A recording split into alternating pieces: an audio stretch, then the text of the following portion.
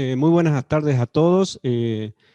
Acá soy el subprefecto Helio César Palomeque, jefe de protocolo del Servicio Penitenciario de Catamarca, dando inicio al ciclo de charlas en contexto penitenciario, eh, ciclo diagramado a través de la jefatura del Servicio Penitenciario de Catamarca.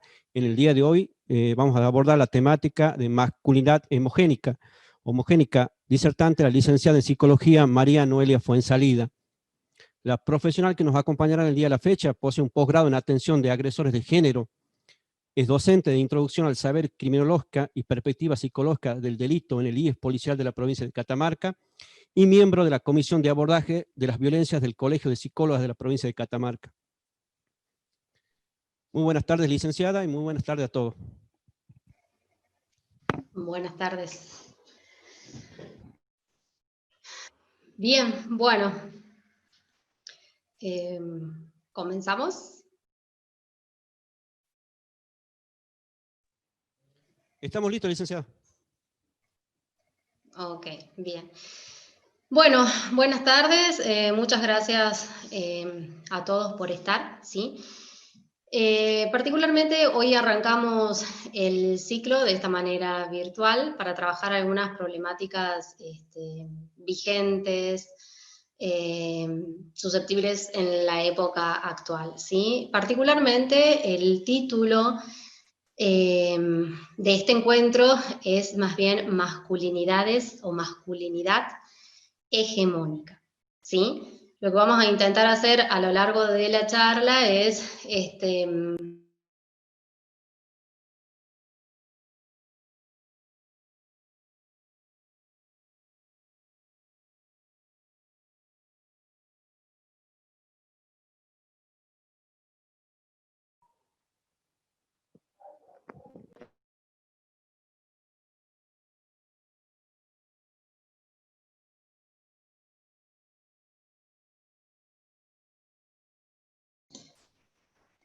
ahí volvió el audio. Bien, ok. Lo que vamos a intentar hacer con este encuentro es, por un lado, intentar explicitar, ¿sí? Entender a qué nos referimos con el concepto de masculinidad hegemónica, y la idea es que al finalizar el encuentro podamos, más que todo, entender la necesidad de por qué de construir este concepto, ¿sí? Para entender a qué nos referimos con el término masculinidades, es preciso que nos contextualicemos en lo que es el enfoque de género, ¿sí? En la perspectiva de género. ¿Qué es lo que nos plantea esta perspectiva? Esta perspectiva de género nos introduce en la cuestión de que si bien las personas biológicamente, naturalmente, al nacer tenemos asignados dos sexos diferentes, ¿sí? No es la biología ni la naturaleza las que nos plantea una desigualdad. El enfoque de género nos plantea que nosotros, social e históricamente, vamos construyendo, ¿sí? Una dicotomía de género basado en lo masculino y lo femenino, que esta dicotomía y esta construcción y esta socialización en estos dos tipos de género es lo que nos hace desiguales, ¿sí? Con esto quiero aclarar entonces que el enfoque de género nos plantea como primera medida esta diferenciación, que no hay nada en la biología y en la naturaleza que nos plantee que hombres y mujeres somos desiguales, sí somos diferentes, biológicamente, hormonalmente somos diferentes.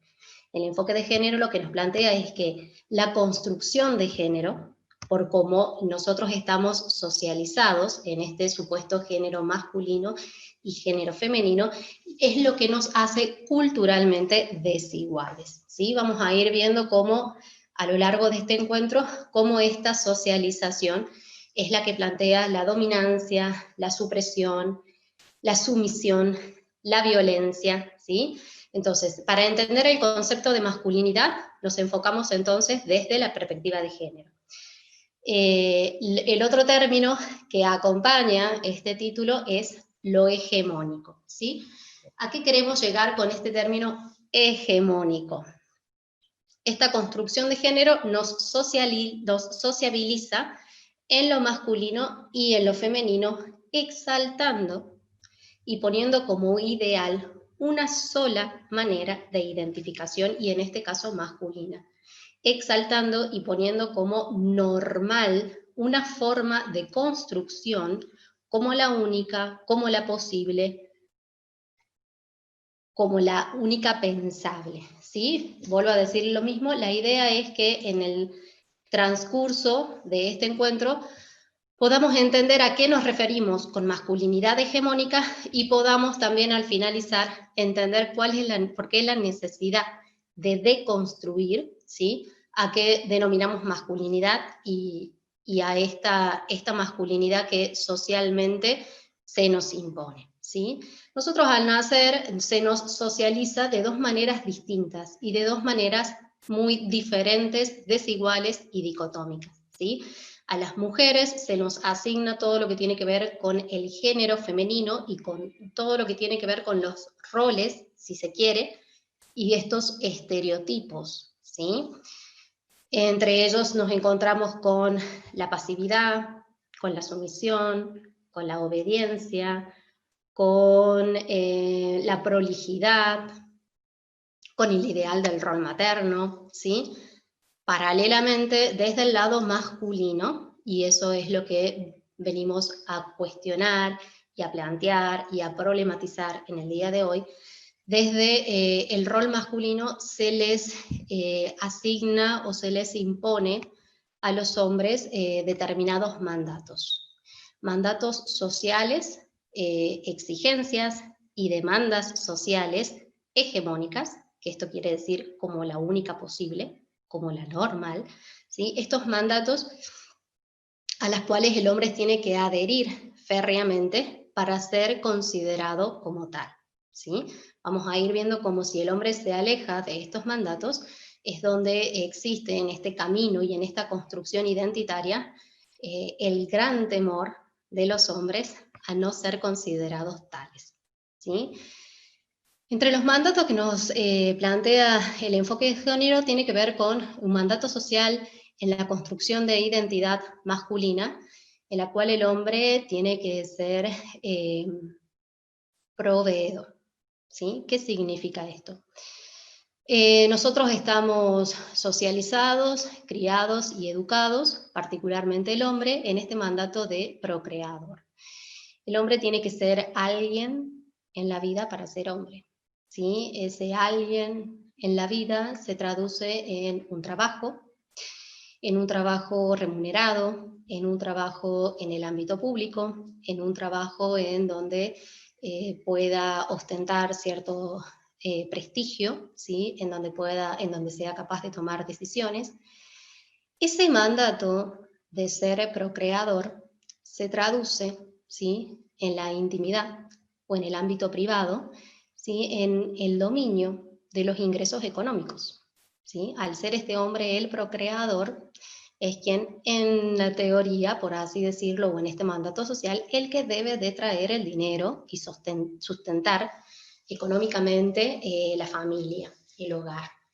Entonces, este mismo mandato se traduce o degenera y deviene en un dominio de los ingresos familiares y en un dominio y en un control de las reglas de convivencia, ¿sí? Otro de los mandatos en los cuales estamos socializados tiene que ver con el rol del hombre como un ser protector.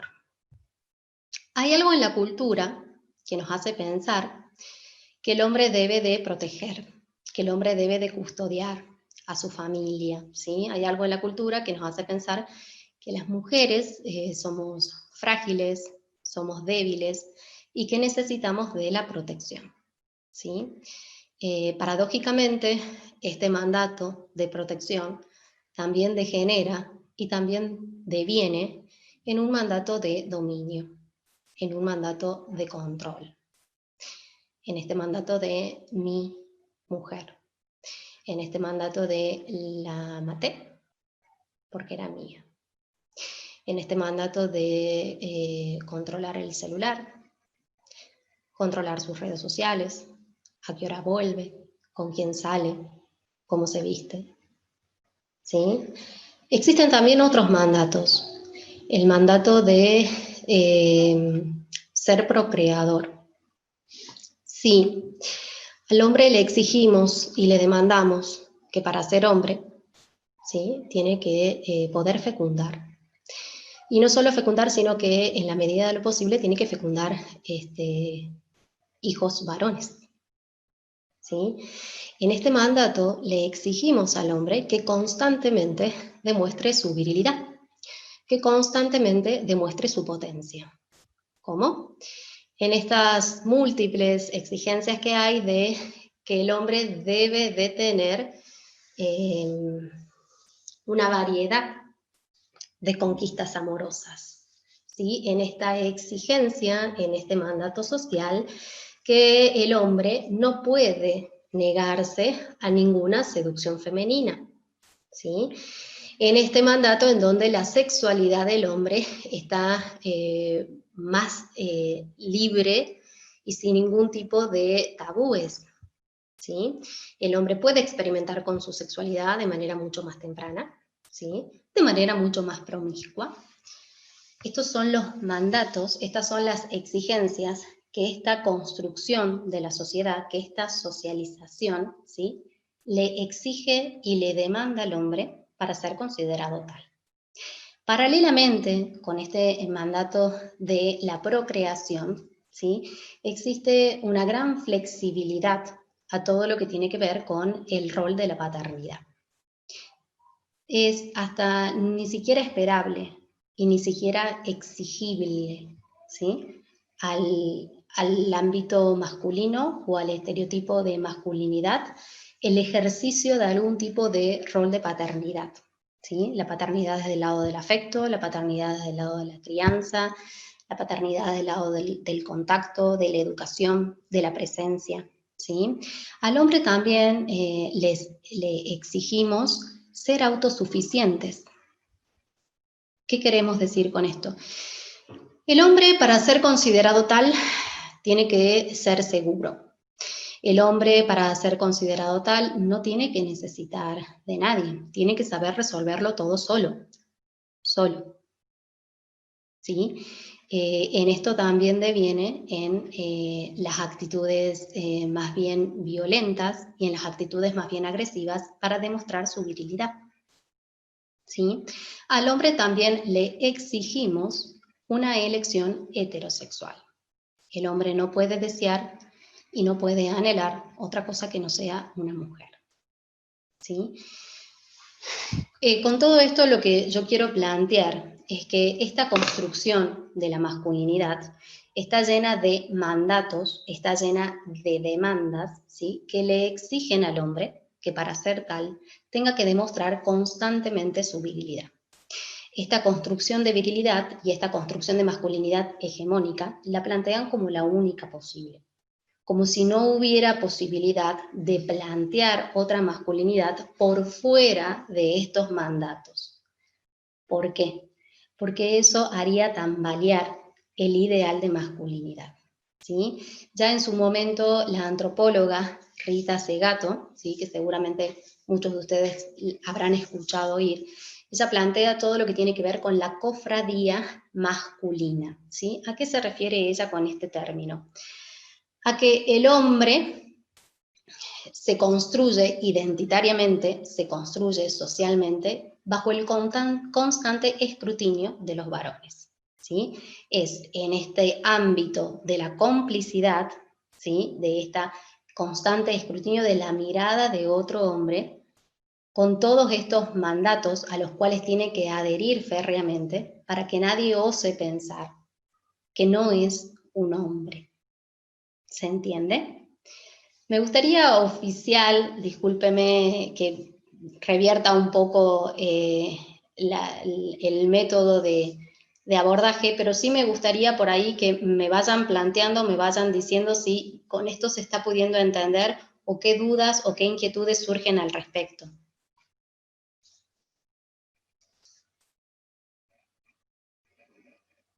¿Oficial?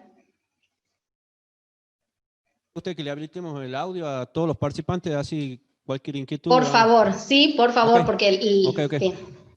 Ok, ya el técnico le habilita el audio a aquellos que tengan algún tipo de duda o alguna consulta, licenciada.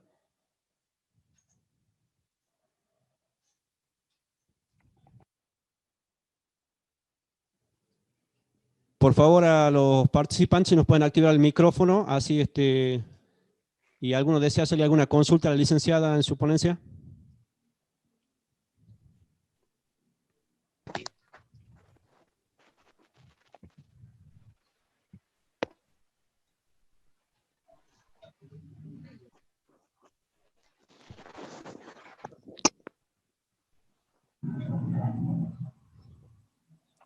Hasta el momento nadie, licenciada.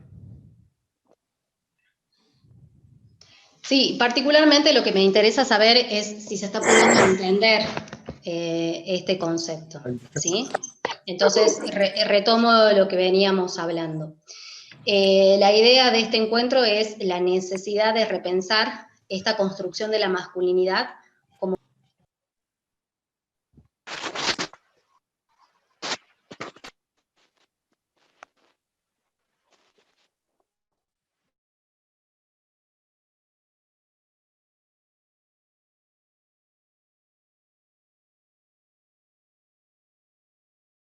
Bien, ahí retomo, disculpen.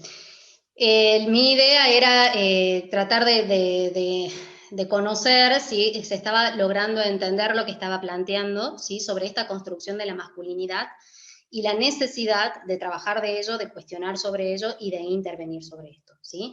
Yo les venía planteando que el enfoque de género nos plantea que nuestro proceso de socialización, ¿sí? Nos demanda determinados estereotipos, ¿sí? Estereotipos a los cuales hay que adherir férreamente para ser considerados tales, ¿sí? La perspectiva de género también nos dice que eso es simple y llanamente una construcción social, una construcción histórica, una construcción cultural, que no hay nada en la biología que nos plantee que hombres y mujeres somos desiguales, ¿sí? Siempre voy a volver sobre este concepto. Sí somos diferentes, biológicamente somos diferentes, sexualmente somos diferentes, hormonalmente somos diferentes, pero no somos desiguales. Es esta socialización que nos estipula, que nos estereotipa y que nos exigen, ¿sí? Determinados comportamientos, la que hace que se generen estas desigualdades entre hombres y mujeres, ¿sí? Veníamos planteando estos mandatos que la sociedad como tal le exige al varón para que el hombre sea considerado un hombre, por así decirlo, ¿sí? Estos mandatos que a primera vista se podrían llegar a percibir como privilegios, pero que tienen sus altos costos. Sus altos costos, ¿por qué? Porque esta construcción identitaria, esta construcción de masculinidad, como la vemos al día de hoy, ¿sí? Acarrea costos desde el lado en que al hombre no le permitimos otra manera de ser que no responda a estos mandatos. ¿Por qué? Porque el hombre, si no llega a responder de estos mandatos, está, como decía con anterioridad, bajo el constante escrutinio de los demás hombres de que llegaran a pensar de que no es hombre, de que llegaran a pensar de que no es tal, de que llegaran a pensar que no es macho, ¿sí? Esta cultura patriarcal que nos plantea estereotipos rígidos, estereotipos inflexibles, que el hombre debe de ser, ¿sí? Y esta construcción de la identidad es la que nos vulnera. Esta construcción de identidad, ¿sí? Que podemos llegar a pensar son privilegios, como les decía con anterioridad, tienen sus altos costos. Sus altos costos al hombre, ¿por qué? Porque no le permite elegir libremente. Por ejemplo, una elección sexual no puede elegir libremente. Porque si llega a hacer algo por fuera de este guión de la masculinidad, y seguramente le tendrá el temor de que le quiten esta credencial de macho, ¿sí? Esta construcción identitaria, como la vemos al día de hoy, es una construcción con un constante temor, con una constante ansiedad, con un constante miedo al fracaso y a la frustración del hombre de no responder a estos mandatos. Y son precisamente estos mandatos los que hacen que el hombre violente y vulnerabilice a la mujer. son precisamente estos mandatos los que hace que el hombre no pueda desear, lo que hace que el hombre tenga todo lo que tiene que ver con una restricción emocional. ¿Sí? Como planteaba yo con anterioridad en otras ocasiones, al hombre no le permitimos la expresión de sentimientos. No, eso no es del hombre. El hombre no llora, el hombre no pide ayuda, el hombre no se pone triste. ¿Sí? Si le permitimos todo lo que tiene que ver con la expresión de la ira, del enojo, de la bronca, y cómo generalmente esperamos las manifestaciones de esas emociones. Generalmente con violencia y con agresión. Lo que yo quiero plantear con esto es que no es casual la violencia que vivimos, ¿sí? No es casual que particularmente hombres sean precisamente los hombres quienes matan a sus parejas, mujeres. No es casual precisamente que sean hombres quienes mueren generalmente en manos de hombres. No es casual, ¿sí?, que sean los hombres quienes estadísticamente consuman más femicidios. No es casual que los hombres estadísticamente sean quienes ocasionan más siniestros fatales. No es casual, ¿sí?, que sean los hombres quienes violentan. No es casual por toda esta construcción identitaria y por toda esta construcción de la masculinidad que venimos generando desde hace tiempo. Con ello también quiero plantear, y es la idea de este encuentro, es que esta masculinidad tal como está pensada, esta identidad masculina, la podemos deconstruir. ¿Y ello por qué es necesario? ¿Por qué es necesario? Porque nosotros no queremos más femicidio. Estamos aterrados ante las cifras de femicidio, estamos aterrados ante las cifras de violencia de género. Yo no querría que mi hija, que mi sobrina, que mi familia muera en manos de un hombre adherido férreamente a estos estereotipos de género. Yo no querría que mi hijo, mi sobrino, mi familia, ¿sí?, mi hijo varón mío, sufra, ¿sí?, de maltrato o sufra de bullying, como existe al día de hoy, ¿sí?, por no adherir a estos estereotipos masculinos. Lo que quiero plantear con esto es que podamos tomar conciencia y tomar distancia de estos estereotipos de género, de todos estos mandatos irracionales, impensables, que les exigimos al hombre para construir su identidad de tal. ¿Sí? Con esto quiero plantear que existen y que podemos construir otra identidad masculina desde una igualdad, desde un respeto, ¿sí?, desde permitirle al hombre ser tal. Porque con estos mandatos lo único que hacemos es restringirle al hombre, es demandar y establecer como una única masculinidad posible, como esta masculinidad hegemónica, con todos estos mandatos y con todos estos costos. Estos costos para el hombre, estos costos para las mujeres, estos costos para los hijos y estos costos para la sociedad toda, ¿sí?, que estamos viviendo en esta situación de violencia. Vuelvo a reiterar, no es casual que en la cárcel existan 500 internos varones versus 15 mujeres. Entonces, no es casual que sean los hombres quienes matan, quienes consuman más suicidios, quienes consuman más drogas. Nada de ello es casual. Todo esto es culturalmente construido. La idea es que permitamos tomar distancia de eso y empezar a construir una identidad masculina, alejada de todos estos prejuicios, distanciada de estos mandatos que le permitan al hombre ser un ser humano diferente de la mujer, ¿sí?, pero no desigual, no superior ni inferior. Lo que estamos planteando de este modo es una equidad, es una construcción identitaria, masculina y femenina desde la identidad, ¿sí? Eso es por el momento lo que quería transmitirles.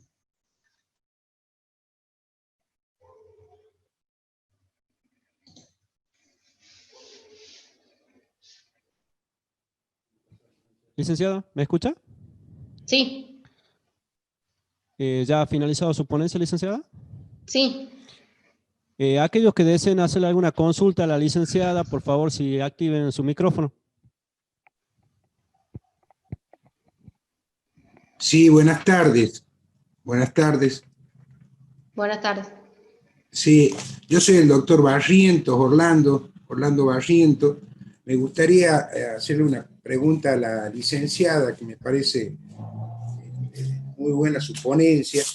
Además, ponerle en conocimiento que hace un par de días hizo un recurso de casación en la cual cito y hago referencia a lo que dice usted, que somos iguales, pero somos iguales, y hablamos de la diferencia, que somos diferentes en cuanto a hormonalmente, ¿sí?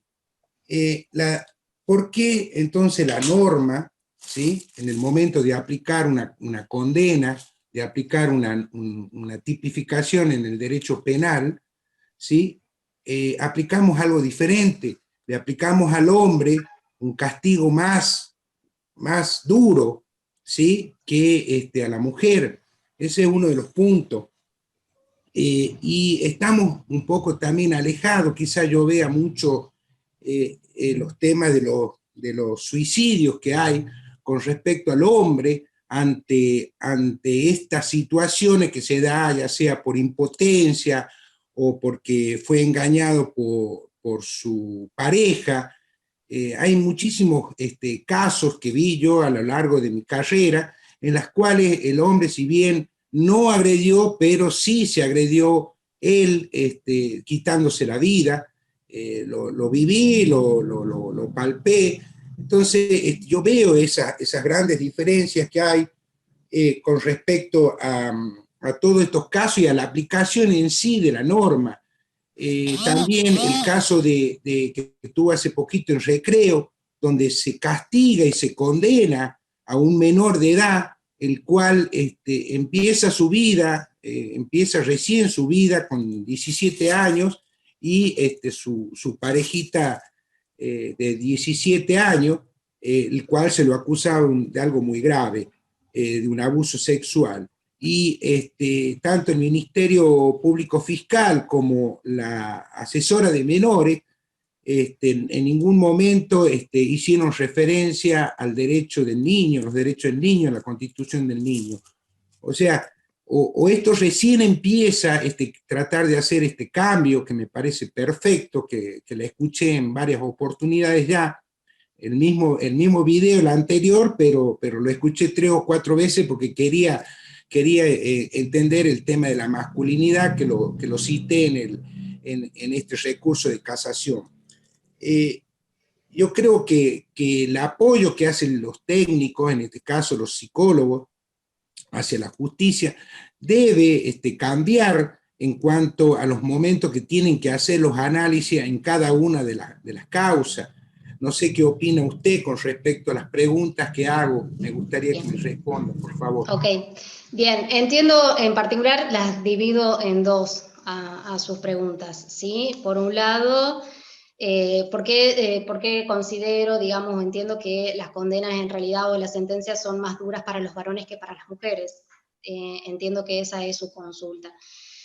Particularmente tiene que ver con que no es menos cierto también que tiene que ver con este proceso de socialización. ¿Por qué? Porque hasta hace muy poco tiempo atrás, todo lo que tiene que ver con la producción científica, con la producción tecnológica, con la producción jurídica, estaba en manos de hombres, ¿sí?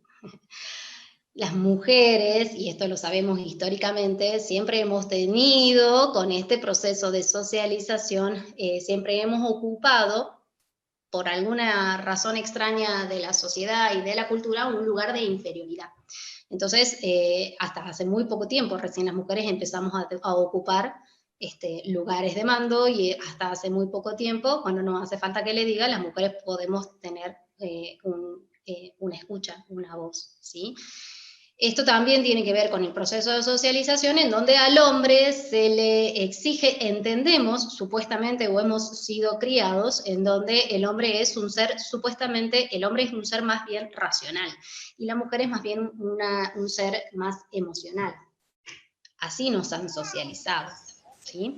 Al hombre le exigimos la inteligencia, la racionalidad, la fortaleza, la determinación, la autosuficiencia, y a las mujeres, en teoría, le permitimos todo lo que tiene que ver con la emotividad, con la intuición, con lo maternal, con los afectos, ¿sí? Esta dicotomía es la que, vuelvo a plantear, nos hace en algún punto desiguales, y esto es lo que hace esta exigencia, ¿sí?, tan alta, con tantos costos para los varones. La segunda, entiendo que la manera de responder a su segunda pregunta, en este sentido de que por qué los hombres consuman más suicidio, o no cuentan, si se quiere, con herramientas para resolver situaciones emocionales, familiares o lo que fuere. En este caso voy a citar a una tanatóloga mexicana que se llama Gerú Aparicio, ¿sí?, que ella plantea que tanatología es todo lo que tiene que ver con el proceso de duelo, con el proceso de pérdida, ¿sí? Y ella plantea que los hombres no están socializados en hacer frente a los duelos y hacer frente a las pérdidas. ¿Por qué? Porque tenemos restringido, al hombre se le restringe todo lo que tiene que ver con la emotividad y todo lo que tiene que ver con las emociones positivas. ¿Qué sucede cuando el hombre enfrenta una pérdida? Ya sea de una relación de pareja, ya sea de la muerte, ya sea de una pérdida de trabajo. ¿Qué es lo que hace el hombre? Son muy pocas las opciones. En la generalidad, si es un duelo o una pérdida laboral, lo enfrenta o no enfrenta recluyéndose en el alcohol, ¿sí? Si es una pérdida de relación de pareja, lo enfrenta o no enfrenta, mejor dicho, buscando múltiples conquistas, no hace un proceso de duelo, porque no le permitimos al hombre un proceso de duelo. El hombre, en todos estos mandatos, no tiene el registro de sus emociones, ¿sí? Particularmente recuerdo en el taller de violencia de género que hacemos en la cárcel de mujeres, ¿sí?, porque esto no es solamente de los hombres, es nuestro proceso de socialización de varones y mujeres, ¿sí?, cuando planteamos qué pasa cuando nuestro hijo llora, y una de las internas nos supo decir, no, él es machito. Yo le digo, levante papá, usted no llora. Los machos no lloran. Esa es la construcción, ¿sí? Esa es la socialización en esta masculinidad que yo planteo como la supuestamente la única posible, en donde el hombre no llora, ¿sí? En donde el hombre, vuelve a plantear, desde pequeño, lo criamos y lo socializamos con una distancia de todo lo que tiene que ver con lo afectivo. Si nuestro hijo llora, no, el machito no llora. Si a nuestro hijo le golpean, ¿qué le solemos recomendar? Vos devolvele, pegale más fuerte, ¿sí? Todos estos mandatos tienen que ver con una construcción de la masculinidad muy emparentada a la violencia.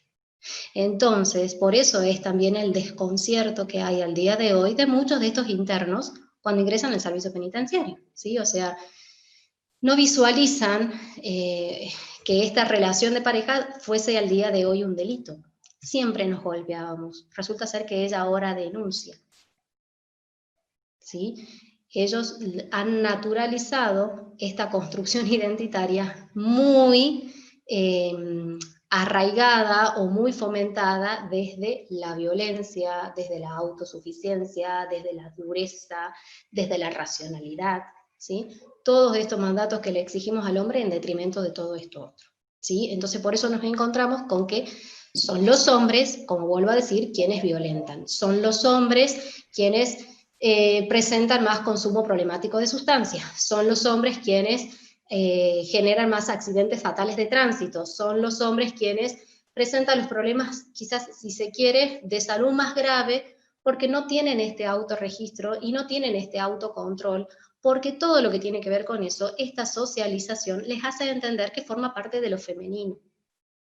Y el temor inexplicable que algún hombre puede llegar a temer es que alguien ose dudar de su virilidad, es que alguien ose dudar de su potencia, ¿sí? Entonces todo lo que tiene que ver con el registro emocional al hombre no se lo permitimos y después acarreamos con estas consecuencias. Y por eso vuelvo a decir lo mismo, es el desconcierto de muchos de estos hombres ante esta nueva visualización o visibilización de la violencia de género, ¿sí? O sea, a la mujer la vamos ayudando en todo este tránsito, en todo lo que tiene que ver con la identificación de los distintos tipos de violencia, psicológica, patrimonial, física, sexual, ¿sí? La vamos ayudando en su autoestima, en la toma de decisiones, en la resiliencia, al empoderamiento. En todo ese tránsito de la violencia de género la vamos acompañando a la mujer. Pero nunca nos hemos planteado acompañarlo al hombre. Es más, lo responsabilizamos al hombre de esta violencia de género. Por supuesto que hay una gran responsabilidad del hombre, porque con esto también, y me hace pensar en una aclaración que es muy válida, esta construcción identitaria de la masculinidad hegemónica, ¿sí?, la socializamos todos, ¿sí? Pero esto no necesariamente lleva a que todos los hombres ejerzan violencia. Y esto no necesariamente lleva a que todos los hombres ejercen violencia de género, ¿sí? Esta construcción social la vivimos y la generamos todos. Pero siempre está la individualidad, ¿sí? Siempre está la subjetividad. El que cada uno de estos hombres pueda tomar conciencia y pueda tomar distancia y no adherir férreamente a estos mandatos y no adherir férreamente a estos estereotipos de género, que lo único que hacen, ¿sí?, es limitarnos, es restringirnos y es violentarnos, ¿sí? Con eso espero haber podido responder a su pregunta.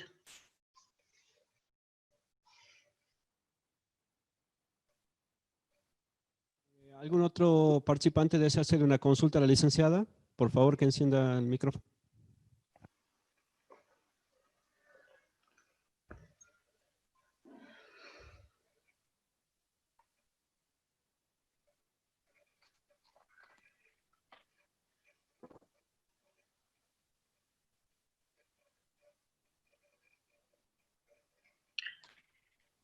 Buenas tardes.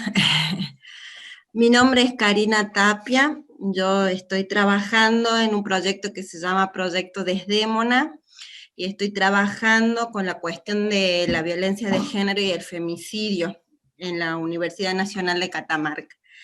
Noelia Fuenzalida fue y es nuestra invitada y nos ha ayudado a dilucidar muchísimo estas cuestiones. Y yo quisiera preguntarle, frente a este acompañamiento que se le hace a la mujer, donde se la empodera o se le permite esta reconstrucción llamada resiliencia, ¿cómo podríamos ayudar a los varones, digamos, que están socializados ya en una masculinidad machista, digamos, ¿no? Si me puede ilustrar en eso, doctora, le agradecería. Ok. Hola, Cari, ¿cómo estás? Hola. Particularmente el proyecto Desdémona es un proyecto ejemplar. Yo estoy muy orgullosa de participar en ello.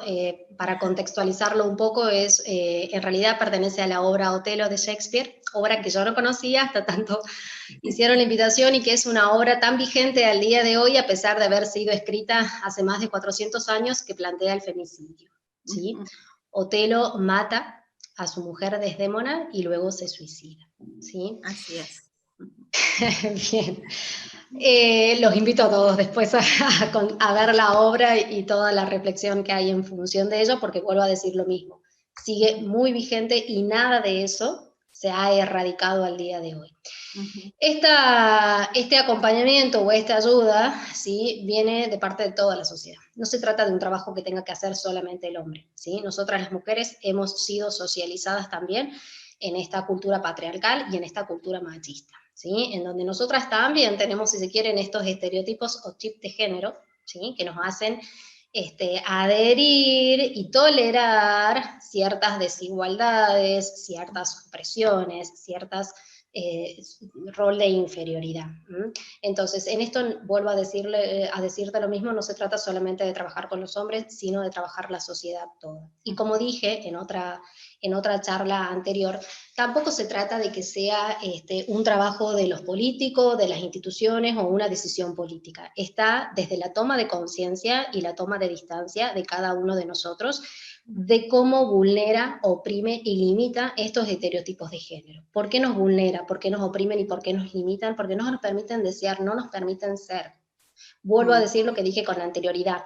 Los hombres en esta construcción identitaria lo único que hacen es buscar constantemente el aval y la complicidad de los otros hombres en aferrar, en adherir a esta masculinidad a través de estos mandatos. El hombre tiene un temor terrible, ¿sí?, de no poder responder a estos mandatos, porque no poder responder a estos mandatos significa que lo piensen como homosexual o significa que lo piensen como gay, ¿sí? Este trabajo lo podemos hacer día a día desde nosotros mismos, como te decía con anterioridad, tomar esta distancia y poder empezar a inculcar en nuestros hijos, en nuestros sobrinos y en las generaciones venideras todo lo que tiene que ver con una cultura del respeto. Si podemos tomar conciencia de que esto es una construcción cultural, una construcción histórica, podemos deconstruir y armar una en base a una igualdad, en base a una equidad. Y vuelvo a retomar también lo que decía el doctor Barrientos, ¿sí? Sí somos diferentes, no estamos planteando que seamos iguales en todos los ámbitos. La violencia de género no pasa por esto de que las mujeres queremos tener los mismos derechos. Pasa porque somos diferentes, pero no somos desiguales. En ningún lugar de la naturaleza ni de la biología nos plantea que el hombre ejerce una cierta superioridad y la mujer una inferioridad. Vuelvo a decirlo, esto es una construcción histórica que ha habido a lo largo del tiempo, ¿sí?, en todos los ámbitos, y eso vos muy bien lo sabés, Cari, o sea, todo lo que tiene que ver con la producción científica y con la producción jurídica siempre ha estado en manos de los hombres. ¿Sí? Sí, sí, sí, totalmente, sí. Bien, bueno, muchas gracias. No, gracias a vos. Licenciada, una consulta para usted. Acá nos escribe por el chat una pregunta para usted, mejor dicho. Dice, ¿entonces la madre tiene mucho que ver con la crianza violenta de un varón?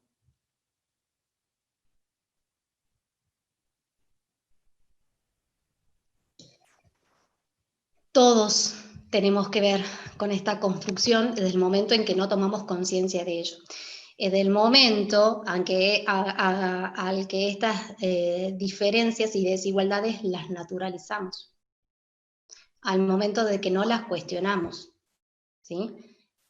Todos somos responsables de esta construcción, todos somos responsables de estos estereotipos y todos somos responsables de esta sociedad violenta, ¿sí? No se trata de que el hombre encarne. Sí, está bien, el hombre lo encarna, porque el hombre debe de responder a esta construcción identitaria masculina.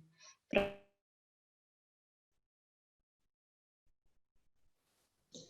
las mujeres también... ¿Ahí me escuchan? Sí, bien, pero las mujeres también estamos construidas, ¿sí?, estamos socializadas en estos mismos estereotipos. Y hay mujeres que férreamente también adherimos a ello y férreamente le demandamos y exigimos del hombre determinados comportamientos. Entonces, si hay alguien que es responsable, somos todos.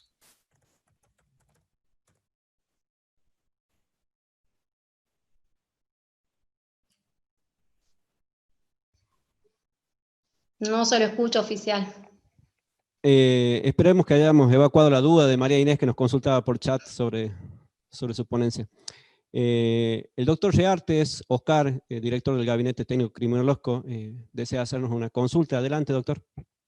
Bueno, muchísimas gracias. ¿Me escucha, licenciada?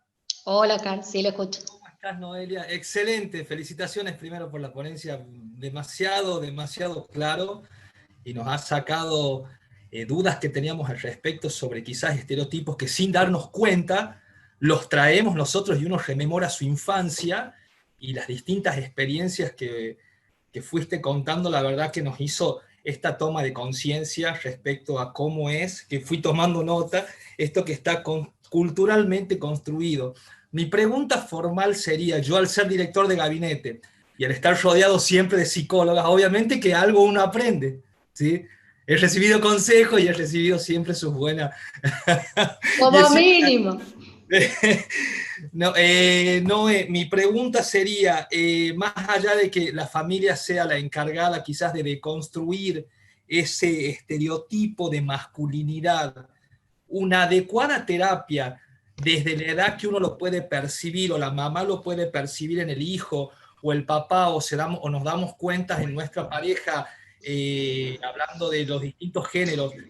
Una buena terapia es una forma de una toma de conciencia. Una buena terapia en el niño o en el adulto. En la edad que se lo pueda captar. Ajá, quizás yo de niño fui criado de una forma determinada y de grande saltaron estos estereotipos que yo quizás inconscientemente no sabía que los traía en sí. Y quizás en el día de hoy soy una persona violenta. ¿Por qué? Pero a mí no me educaron así. Quizás soy una persona que tiene indicios de ser una persona femicida y quizás no fui criado así. Una buena terapia ayudaría a eso. ¿Cuáles serían las otras herramientas que nos ayudarían a concientizar sobre deconstruir estos estereotipos? Tu punto de vista. Okay. No quiero... A ver, te puedo responder desde varios puntos de vista. La mejor manera de prevenir, ¿sí? Y sobre todo si vamos a particularizar la violencia de género, la mejor manera de prevenir es alejarnos de estos estereotipos. La verdad, ninguno de ustedes nunca se cuestionó por qué las mujeres debemos de y los hombres debemos de, digamos. O sea, siempre ha estado esa construcción en donde las mujeres deberíamos de responder a determinados estereotipos y los hombres a determinados otros, ¿sí? Y en la medida en que uno crece y no se cuestiona y los naturaliza, es cuando se tornan problemáticos. Cuando no los cuestionamos y lo naturalizamos, es cuando se vuelven violentos, ¿sí? Particularmente, dos cosas te quiero decir. En el fenómeno de la violencia de género, por su prevalencia y por su universalidad, con esto te quiero decir por la cantidad de situaciones de violencia de género y de femicidio y por la universalidad que se da en todo el mundo, no se estaría tratando de factores individuales, no se estaría tratando de factores patológicos, ¿sí? Serán pocos los casos en donde detrás de una violencia de género o en donde detrás de una violencia masculina haya patologías individuales. Se trata más bien de un fenómeno social, ¿sí? Vuelvo a plantear, desde esta construcción identitaria y sobre todo masculina, ¿sí? En donde le exigimos todo un estereotipo de construcción identitaria hegemónica como la única posible, y donde no le permitimos ninguna alternativa. Entonces, aquel hombre que se desvíe de este estereotipo es el que va a ser considerado, o el que ustedes tienen el temor de que alguien piense que no responde a esta virilidad, a esta potencialidad, a este ser macho, ¿sí? Entonces, es un fenómeno social que si bien todos podemos tomar conciencia y tomar distancia, como decía con anterioridad, es la mejor manera de prevenirlo. Por otro lado, no es menos cierto que a pesar de ser un fenómeno social, está en la subjetividad de cada persona, ¿sí? El decidir y el elegir ejercer violencia. Entonces, el hecho de que sea un fenómeno social y que todos los hombres estén construidos y que toda la sociedad esté construida en esta masculinidad hegemónica no nos hace menos responsables, en el sentido, ¿sí?, de que también depende de mí responder o no férreamente a estos estereotipos, ¿sí? Por supuesto que al menos desde el trabajo que hacemos desde la cárcel, en estos talleres de autocontrol, que es destinado a las personas procesadas y condenadas por violencia de género, sí se trabajan sobre muchas aristas que tienen que ver con esta construcción identitaria, que tiene que ver con la conciencia emocional, que tiene que ver con los pensamientos irracionales, que tiene que ver con los mecanismos de defensa, en donde en la medida en donde uno va trabajando, los internos pueden ir interiorizando y pueden empezar a tomar conciencia y empezar a tener otras herramientas internas para resolver los problemas que no sean desde el conflicto, para resolver los procesos de duelo a los cuales no están socializados para enfrentar, ¿sí? Entonces, si tu pregunta particular es si una persona que ejerce violencia puede dejar de hacerlo, mi respuesta es sí. Sí puede dejar de hacerlo desde el momento en que puede tomar conciencia de esto y desde el momento en que decide no hacerlo, ¿sí? Desde el momento en que trabaja para buscar unos mecanismos de resolución de conflicto, de emociones o de lo que fuere de una manera alternativa que no sea la violencia de género, o que no sea la violencia, perdón. ¿Puedo hacer una preguntita, la última? El doctor Barrientos soy. Sí. ¿No sería importante, yo soy docente en Derecho, recibido de profesor? La pregunta mía es, ¿no sería importante la propuesta por parte de usted hacia el Ministerio de Educación, también trabajo en el Ministerio de Educación, de incluir en la currícula de los establecimientos primarios y secundarios con respecto a las charlas estas que está usted dando, con respecto al criterio que tiene del diálogo, de la charla, del no confrontar, porque acá lamentablemente en los medios en Catamarca, hay personas que van a los medios y confrontan, o sea, es una lucha del hombre con la mujer. No escuché a nadie, le vuelvo a repetir, licenciada, que hable y tenga el criterio tan amplio que habla de la igualdad y la diferencia que hace referencia usted constantemente. Somos diferentes biológicamente, pero iguales ante todo, inclusive hasta la naturaleza misma. Yo creo que es tan importante que se comience y que haya un comienzo con respecto a la educación en las escuelas primarias y en las escuelas secundarias. Yo creo que eso va a llevar mucho a tratar de socializar, como dice usted, y evitar estos males grandes, porque, le vuelvo a repetir, estamos hablando que son niños menores, en juicios de menores, que son castigados con condena por desconocer totalmente cuál es el límite que ellos tienen con respecto a un noviazgo o a unas relaciones sexuales que recién empiezan en la vida. Eso me preocupa de gran manera porque, le vuelvo a repetir, tenemos esa mentalidad que hay de confrontar y no de socializar. Uh-huh. Sí, entiendo, esta cuestión de la perspectiva de género es relativamente nueva y es lo que se está demandando ya desde todas las instituciones, ¿no? El trabajar, de hecho, la ley Micaela y todo lo demás, está habiendo una concientización en relación a la necesidad de trabajar con perspectiva de género. Y este es el enfoque de la perspectiva de género, ¿sí? No se trata de que estamos en veredas distintas, de que los hombres por un lado y las mujeres por el otro, y que por ahí en otras ocasiones, hablando sobre todo el tema de la violencia de género, yo decía que percibo como si fuésemos enemigos, ¿sí? Hay que, en las charlas de Ni Una Menos, en las marchas, perdón, de Ni Una Menos, o de toda la visibilización y toda la concientización que hay de la violencia de género, siempre pareciera que es todo un movimiento feminista en contra del hombre. Y quiero creer que nada de ello debería de ser, ¿sí? Ni que estamos encaminados hacia ello. Esta cuestión de la perspectiva de género lo que nos plantea es que ambos somos socializados en estos estereotipos de género, ¿sí? Y que es necesario trabajarlo de manera integral, trabajarlo de manera conjunta. Muchas veces los internos en el taller suelen decir, si hubiésemos visto o si hubiésemos sabido, si se daban estas charlas afuera, quizás al día de hoy no estaríamos acá, ¿sí? A lo que yo siempre respondo que no es cierto, porque siempre tenemos algo mejor que hacer. Sin embargo, el hecho de que estemos ahora reunidos y de que seamos tantos significa que a todos nos está movilizando, ¿sí? Este fenómeno de la violencia. Mientras yo hablaba de la masculinidad hegemónica, no me venía a la mente lo que había pasado, por ejemplo, en el crimen de Fernando, allá a comienzos de año, en el verano, ¿sí? Y tiene que ver con este grupo de pares, esta cofradía, ¿sí? Machista, en donde está este constante escrutinio y este constante aval que hay entre los hombres, ¿sí? De demostrar que no son niños, que no son mujeres, que no son homosexuales. Entonces, la manera en que se entiende que se demuestra la masculinidad y la virilidad es violentando, es dominando, es ejerciendo un control, ¿sí?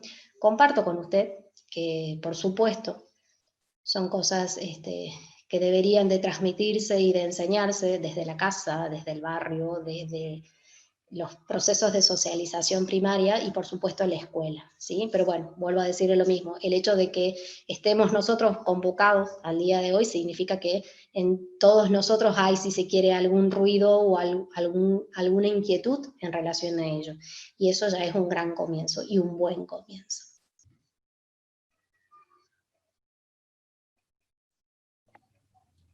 ¿Alguien más que desee hacerle consultas a la licenciada?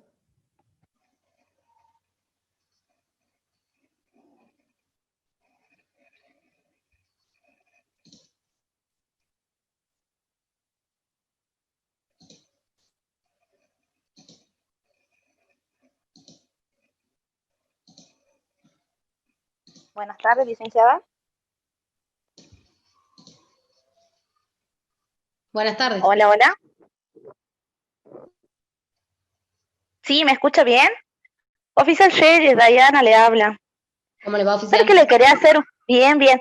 Le quería hacer una consulta. Por ejemplo, en el caso, bueno, del penal de varones, la mayoría de los internos que se encuentran, obviamente, con causa de abuso sexual o bien violencia de género, en este caso la mayoría tienen buena conducta, buen concepto, pero al momento del egreso, digamos, de alguna libertad que tengan, los internos vuelven a delinquir.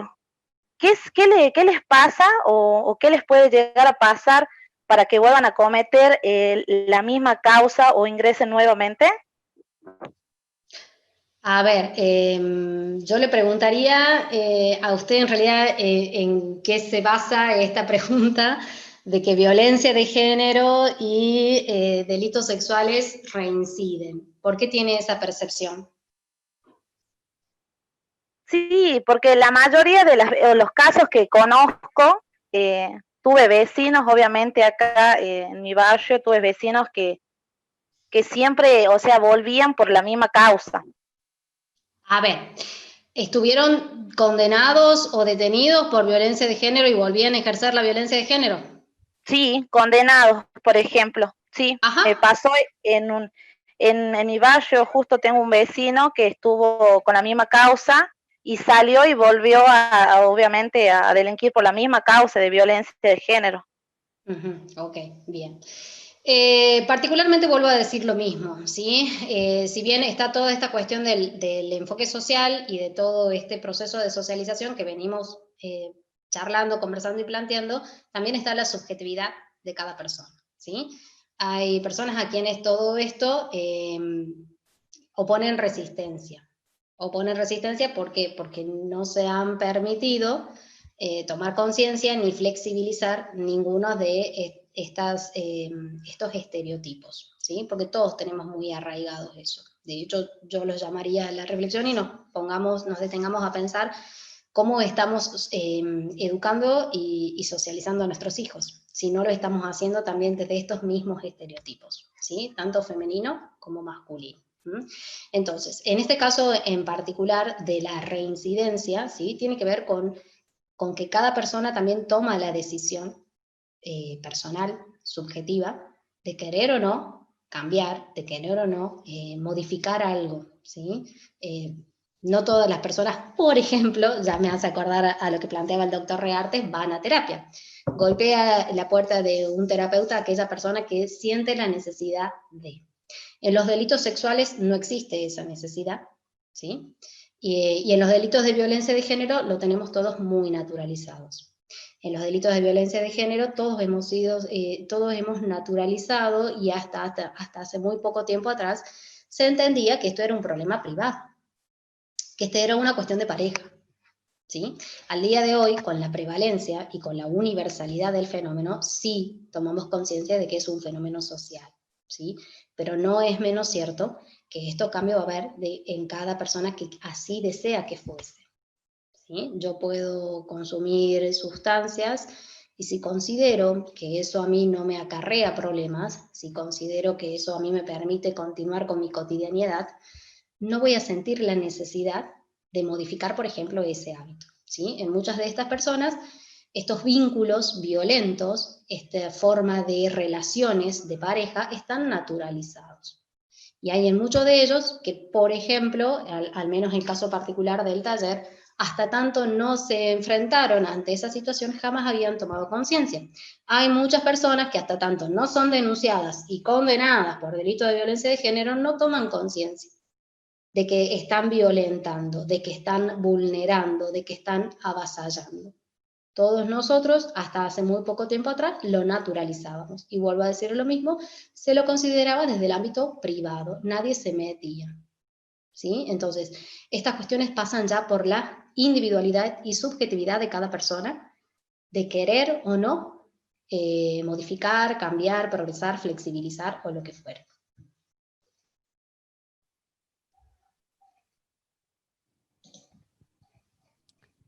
Le voy a, si hay alguna otra consulta para la licenciada.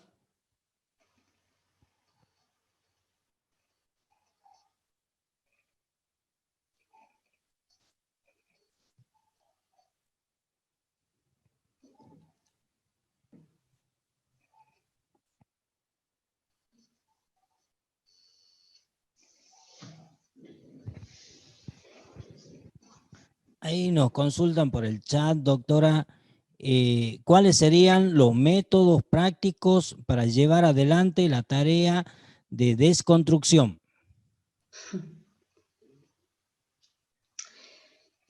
Particularmente poder despojarnos, primero nosotros y cada uno, de estos estereotipos, ¿sí? De que nos saquemos este chip en donde los hombres tienen que ser de determinada forma, en donde le permitamos a nuestros hijos, a nuestra pareja, a los hombres expresar, les ayudemos, lo acompañemos, así como preguntaba Karina, en este proceso de acompañamiento que hacíamos con las mujeres, que hacíamos con los hombres, los acompañemos en todo lo que tiene que ver con esta toma de conciencia de las emociones, ¿sí? O sea, todos somos seres humanos, y lo único que hacemos los seres humanos es vivir de las emociones. Ese es el motor de nuestro día a día. ¿Para qué trabajamos? ¿Para qué nos levantamos todos los días? Porque estamos motivados por algún hijo, por alguna pareja, por algún padre, por el sentimiento que ellos nos generan. Todos lo sentimos, ¿sí? ¿Por qué queremos negar esos sentimientos? ¿Por qué al hombre se los negamos a esos sentimientos? ¿Por qué al hombre le suprimimos todo lo que tiene que ver con las demostraciones de afecto, con las demostraciones de amor, con todo lo que tiene que ver con una crianza, con todo lo que tiene que ver con una paternidad, con todo lo que tiene que ver con los miedos, con las angustias, con los temores, ¿sí?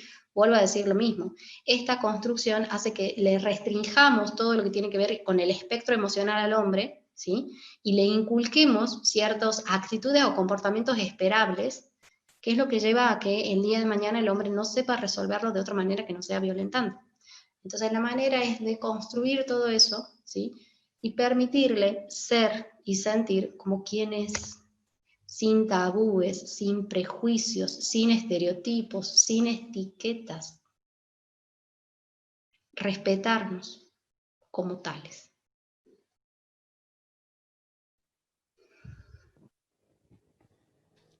Muchísimas gracias, licenciada. Estamos sobre el horario. Queremos agradecer a todos los participantes de esta primera jornada, para lo cual vamos a pasar la palabra al señor director general de Unidades Penales, el doctor Mario Daniel Romero, que nos desea expresar.